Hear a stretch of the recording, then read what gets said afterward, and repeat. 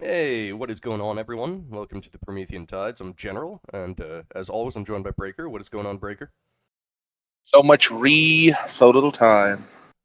So, I apologize if my voice sounds a little bit hoarse. I think I got something. I don't know if it's like some COVID variant or the flu or something, but uh, my throat isn't doing the best. So apologies ahead of time for that. But we are here anyway. Hell yeah. Um, Yay. And as for myself, I'm kind of in a sour mood today, so I'm probably not going to be my best either. So this is going to be like a middling experience for everyone involved. all right. Well, we'll probably keep it short then as well. But I did just want to get through a couple things. So basically, one second, people. Uh, Here we have James A. Baker. So this guy, he was working at Twitter. Um, and he was a former FBI counsel, and apparently he got involved with some of the Twitter leaks that Elon Musk and Matt Taibbi have been dumping, and actually slowed down that process by like hiding some documents or something like that. And yeah, so this doesn't look the best. I think that Jack Posobiec actually he came out and showed that there was direct, I guess, governmental control and manipulation over Twitter, which means that the government was probably essentially via the FBI directly violating the First Amendment rights of many Americans. So uh, it's a very interesting developing story. Uh, Now, the thing is that uh, I went to look at what would some of the more lefty establishments have to say about this, because this to me seems like a major news story. I mean, you have like um massive collusion between like big tech and the FBI. You had like actual like campaign um sorry actual election meddling. um like this is really big stuff. Like this seems to be like one of the most important stories that has come out. I mean, this is hugely damning. But uh I guess that maybe the left, they know something that the rest of us don't. So for instance, I'll just play this. I think we've seen quite a bit that's useful. It's not really the smoking gun we'd hoped for. I feel that Elon Musk has held back some material. You just heard from a columnist over at the New York Post. Her name is Miranda Devine, and she flat out says that the so-called Twitter files, meaning the information that Elon Musk leaked or gave to Matt Taibbi, who then put together a lengthy Twitter thread, ended up really being a big nothing burger. Certainly not. And there you have it, folks. Just don't worry about it. It's not a big deal. It's a nothing burger, okay? It's not a big deal. All right? Why? I guess because some lady from the New York Post said that it's not as big of a story as she had hoped, and that maybe Elon Musk has like he's keeping some internal documents um away from the public, which is actually true. He hasn't released all the documents yet. They're kind of doing a slow roll. And so when the lady from the New York Post says, "Yeah, we haven't seen like we haven't seen everything yet," she goes, "Ah." Anna Kasparian goes in. It's just nothing burger. Nothing to see here, folks. This is all stupid right wing propaganda. Excellent justification. Anna Kasparian is one of the most brilliant people that I think exists in the media. I think we can all agree with that. Well, one good thing about it is she is better than you, much better than you. Yeah, much So, much better. I mean, That's true. how could you not take her seriously? I mean, it would be your own folly to not take such a superior person seriously. So I was also looking at what else some of the left had to respond to Twitter, and I was going on the MSNBC I guess their YouTube page, right? And I was kind of like scrolling through. But let's talk about. And I was like, okay, well, surely they're gonna have some video about this whole like Twitter kerfuffle. Like they're gonna say something about it. I'm kind of interested in what they have to say about it. And I'm like, okay, I'll go to the videos. What does MSNBC have to say about this? Oh, it turns out that they don't have anything to say about this. They're not mentioning it on their YouTube channel whatsoever. You got the let's see, the Ukrainian Nobel Prize winner discusses efforts to document Russia's war crimes. So that's good. Okay, so they're talking about Zelensky. Nice. Or no. Zelensky was a Time Man of the Year. I don't think that Zelensky got the Nobel Peace Prize. Obama did. Nobody knows why. Let's see. Far-right coup plot with similarities to January 6th was foiled in Germany. Oh, thank God. This is very important. Whatever's going on in Germany, we've got to know about that. More classified documents found at Trump storage site. Oh, my God. This is huge. Because the raid at Mar-a-Lago and the taking of all those documents, we can all remember that, wow, they found so many things. Like, they found all the things. Trump actually got locked up in prison. They found out that the whole Steele dossier was true. The Russian collusion thing was true. All of it was true. They found that out in the documents of the... Wait, no, they didn't find anything. Oh, then why the fuck do I care about more classified documents found at Trump storage? I don't understand. Why is this news? Okay. Something, bigotry, something, racist, something. Just shut up and believe. It is amazing to me that they're just not talking about this Twitter thing. It's the weirdest thing. Just nothing. I was looking on their channel. Nothing. Let's see. Time names Zelensky its 2022 Person of the Year. Awesome. I need to know about that. That's super important. Trump legal problems stack up, apparently. Vague, but all right. Warnock celebrates the win. Oh, thank God. It says, where did it say it? I forget, but maybe it was on the CNN page, but one of the videos it said, that because Warnock won in Georgia, that democracy has been saved. Because, if Herschel Walker had won, then that would be a threat to democracy. But because the Democrat won, democracy has been saved. Like, that's...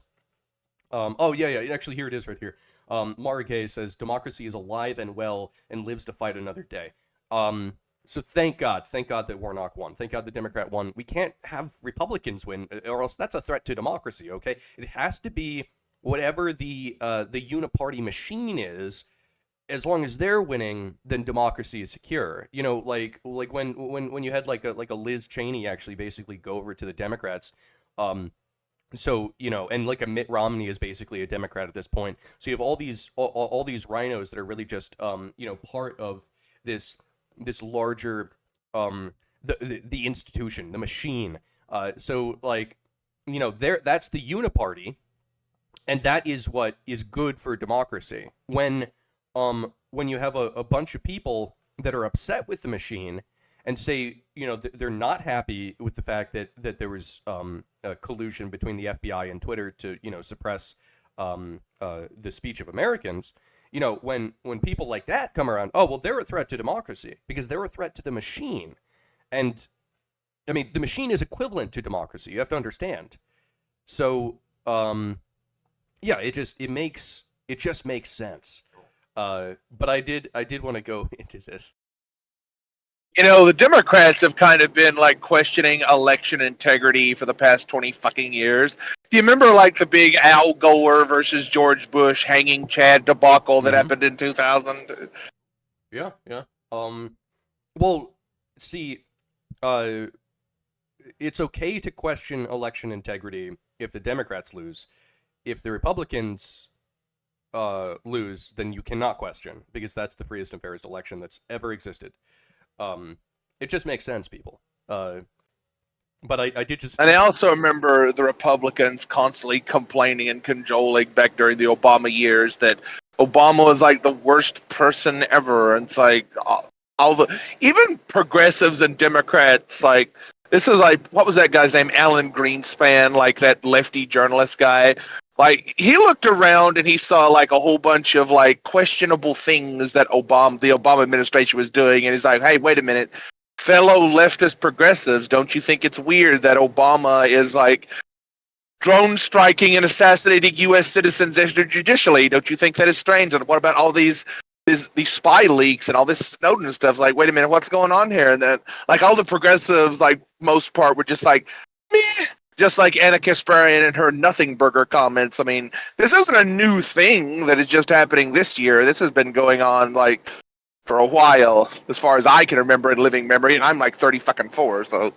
No, you're right. And in fact, I wouldn't get too black-pilled about all of this because, like, during the Bush and the Obama administrations, we had the Uniparty, right? Like what the hell is like why it was McCain going up against Obama, and then it was Mitt Romney going up against Obama. Those are the same candidates. They have like a D or an R next to their name, but that's the only difference. They were both part of the Uniparty. Bush was a member of the Uniparty. Dick Cheney was a member of the Uniparty.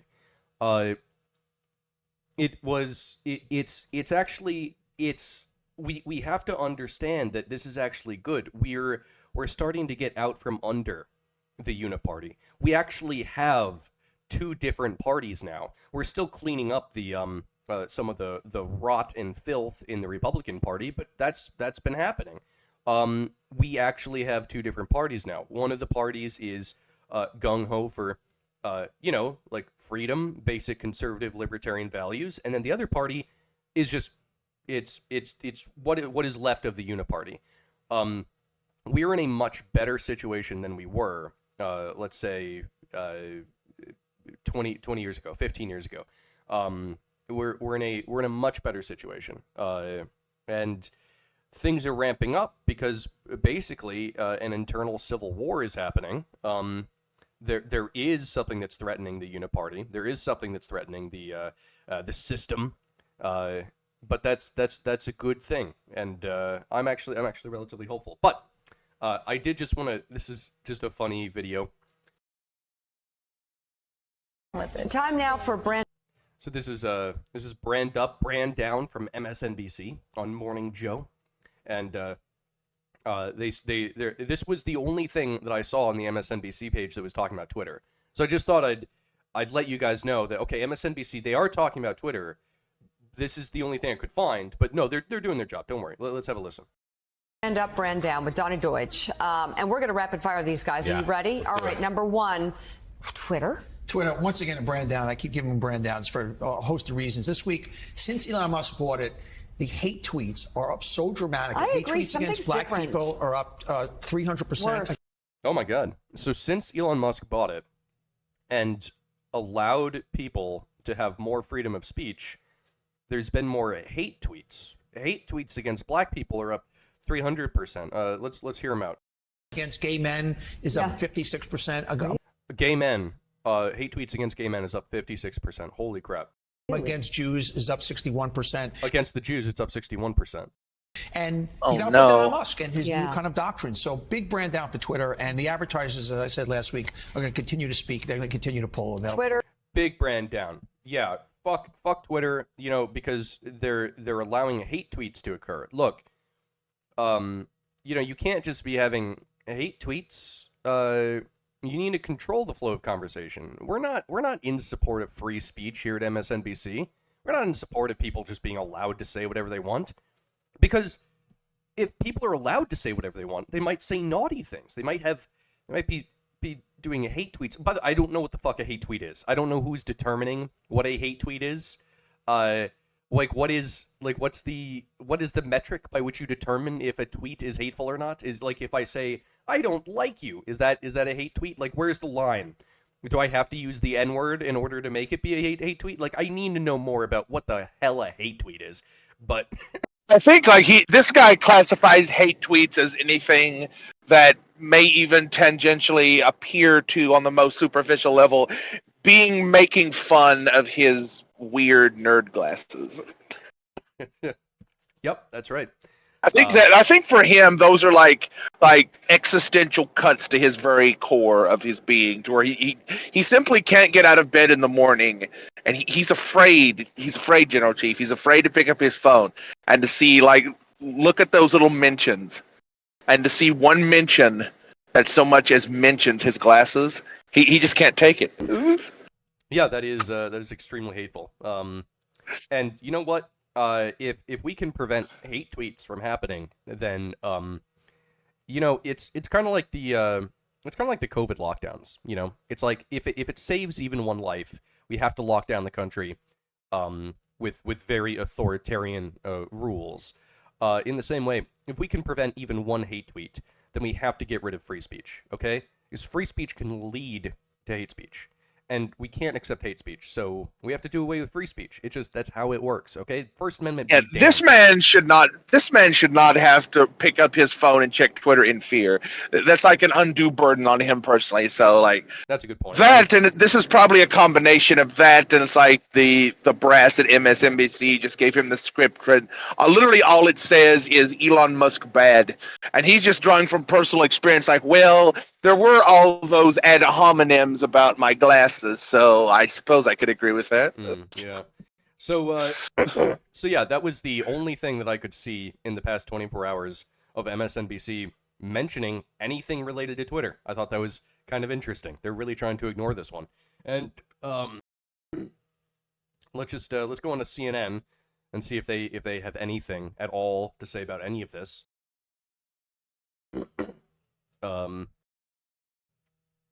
Ex-Trump aide breaks down the impact of midterms on Trumpism. Whoa, that's scary. Hear what Graham said about GOP blaming Trump for party losses. Ooh, man, Trump is a really bad guy. Wow, I didn't realize. Thank you, CNN, for telling me that Trump is a really bad guy. It's not like you haven't been hammering this point home since the beginning of 2015.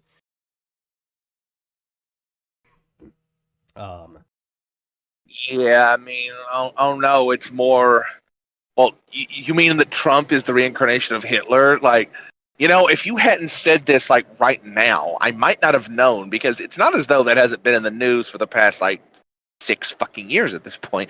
Like how ontologically evil Donald Trump is. So if it wasn't for this single fucking headline, I may have went my entire life thinking he was like kind of an okay guy, not the sharpest tool in the shed, kind of bombastic and braggadocious a bit. But I might have went thinking, Trump is Trump. It's like, no. But now that it's like, oh no, I guess Trump is evil, and I should disagree with him. Yeah, he is a very evil guy. And once again, CNN not bringing up anything Twitter related here on their channel whatsoever. Watch how Republican lawmakers reacted to Trump's post to terminate Constitution. Bum bum bum. Oh no, not the Constitution. Anything but that. It's basically identical to the MSNBC page. They just, hey, Trump is bad, and that's. But wait a minute. If Trump terminated the Constitution, wouldn't that mean the Second Amendment would also cease to exist? Wait a minute. Wouldn't that be good for all the anti-gun left talking points? That's true, and also the First Amendment would go away. Actually... Well, that would also be good for them, so what are they really complaining about? They should be on Trump's side on this one, I mean, yeah, this is like Purple Caesar shit. It's like, yeah, this is technically what they want anyway. Oh, you know what? Maybe, it's like like this is actually a mind game that Trump is playing, where it's like, people were saying that no matter what Trump said, the Democrats would have to go against him. So, if Trump came out, in favor of his own impeachment, the Democrats would start going, no, we can't impeach Trump. He's in favor of it. So, maybe Trump is saying, I want to get rid of the Constitution, and that will force the Democrats into actually supporting the Constitution, and then everyone wins. Like maybe it's oh man, it's like 64-dimensional chess going on here. This is like so many layers deep. I don't know what dimension we're on, but it's getting pretty deep now. A lot of dimensions. But yeah. Anyway, like I said, shorter video this time, guys. I'm not feeling super well, and I just wanted to go through some of these MSNBC and CNN videos and just talk about them because I find it to be funny. But with that, I guess that'll be us peacing out. And any final words, Breaker? Don't forget to like, share, and subscribe all of our news-like videos and content, because if you don't, you'll make Anna Kasparian cry. All right. Peace out, everyone.